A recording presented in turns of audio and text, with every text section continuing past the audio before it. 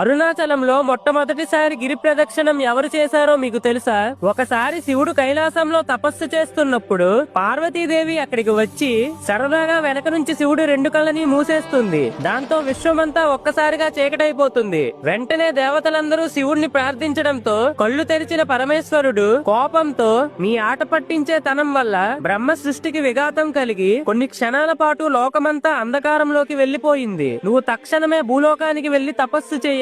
అంతేకాదు తపస్సు ముగించాక నేను కొలువుదీరిన అరుణాచలంలో గిరి ప్రదక్షిణం చెయ్యాలి అని పార్వతీదేవితో అంటాడు. శివుడు చెప్పినట్టే పార్వతీదేవి భూలోకానికి వెళ్లి తపస్సు చేసి అరుణగిరి చుట్టూ ప్రదక్షిణం చేస్తుంది. దాంతో పార్వతీదేవికి పాప పరిహారం పూర్తవుతుంది. అప్పుడు శివుడు కాంతి రూపంలోకి మారి అరుణాచలంలోకి వచ్చి అగ్నిలింగంగా మారుతాడు. వెంటనే పార్వతీదేవి కూడా ఆ అగ్నిలింగంలో ఐక్యమైపోతుంది. ఆ రోజు నుంచి స్వయంగా దేవతలందరూ గౌతమ మహర్షితో పాటు అరుణగిరి చుట్టూ ప్రదక్షిణం చేయడం మొదలు పెట్టారు. ఫ్రెండ్స్, ఓం నమః శివాయ అని కామెంట్ చేయండి.